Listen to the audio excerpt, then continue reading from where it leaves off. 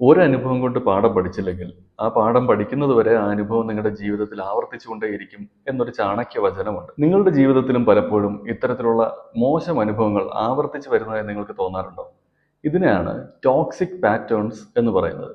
ചിലപ്പോൾ അത് ഒരേ തരത്തിൽ മോശം അനുഭവത്തിലേക്ക് വന്നെത്തുന്ന റിലേഷൻഷിപ്പുകളാകാം, അല്ലെങ്കിൽ ഒരേ തരത്തിൽ ആവർത്തിച്ചു വരുന്ന സാമ്പത്തിക പ്രശ്നങ്ങൾ. ഇത്തരത്തിൽ പല രീതിയിലായിരിക്കും ടോക്സിക് പാറ്റേൺസ് നിങ്ങളുടെ ജീവിതത്തിൽ ആവർത്തിച്ചു വന്നുകൊണ്ടിരിക്കുന്നത്.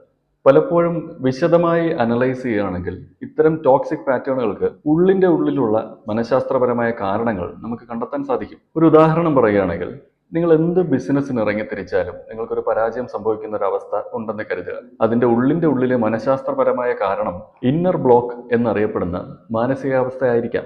സമ്പാദ്യം കൂടുന്നതിനൊപ്പം പ്രശ്നങ്ങളും കൂടി വരും എന്നൊക്കെയുള്ള ചിന്തകൾ കുട്ടിക്കാലം മുതൽ മനസ്സിൽ കയറി കൂടിയിട്ടുണ്ടെങ്കിൽ സ്വാഭാവികമായിട്ടും പൈസയുമായി ബന്ധപ്പെട്ട ഇന്നർ ബ്ലോക്കുകൾ നിങ്ങൾക്കുണ്ടായിരിക്കാൻ സാധ്യതയുണ്ട്. ഇത്തരത്തിൽ സമ്പത്തുമായി ബന്ധപ്പെട്ട അല്ലെങ്കിൽ ഇന്നർ ബ്ലോക്കുള്ള ഒരാൾ സമ്പത്ത് നേടുന്നതിനായി ശ്രമിച്ചാൽ, അതൊരു ബിസിനസ് ആകാം അല്ലെങ്കിൽ എന്തെങ്കിലും തരത്തിലുള്ള സമ്പാദ്യം ശേഖരിക്കുന്നതിനായി ശ്രമിക്കുമ്പോഴൊക്കെ അയാളുടെ സബ് കോൺഷ്യസ് മൈൻഡിൽ നിന്ന് അതിലേക്ക് ഒരു തടസ്സം ഉണ്ടാകാൻ തുടങ്ങും. തന്റെ ഉള്ളിൽ ഇത്തരത്തിലൊരു മണി ബ്ലോക്ക് ഉണ്ടെന്ന് അറിയാതെ വീണ്ടും വീണ്ടും ബിസിനസ് ചെയ്യുന്ന ആ മനുഷ്യന് സ്വാഭാവികമായും വീണ്ടും പരാജയങ്ങൾ തന്നെ സംഭവിച്ചുകൊണ്ടിരിക്കുകയും ചെയ്യും. ഇത്തരം ഇന്നർ ബ്ലോക്കുകളെ കുറിച്ചുള്ള മനഃശാസ്ത്രപരമായ സമീപനം ഇത്ര ലളിതമാണെങ്കിലും ഇതിന് സ്പിരിച്വാലിറ്റിയിൽ കുറച്ചുകൂടെ ആഴത്തിലുള്ള ചില ലെയറുകൾ കൂടെ പറയുന്നുണ്ട്. സ്പിരിച്വാലിറ്റിയിൽ പറയുന്നത് ഇത്തരത്തിലുള്ള ടോക്സിക് പാറ്റേൺസ് നിങ്ങളുടെ ജീവിതത്തിൽ ആവർത്തിക്കുന്നതിന് പലപ്പോഴും മുൻ ജന്മങ്ങളിൽ നിന്നുള്ള കാരണങ്ങൾ കൂടെ ഉണ്ടായിരിക്കും എന്നാണ്. നിങ്ങളുടെ ഉള്ളിലെ ഇത്തരം ഇന്നർ ബ്ലോക്കുകളെ തിരിച്ചറിഞ്ഞ് നിങ്ങളുടെ ടോക്സിക് പാറ്റേൺസ് ബ്രേക്ക് ചെയ്യുന്നതിന് പരിത്രാണായ എന്ന ഈ യാത്രയിൽ കൂടെ ചേർന്നത്.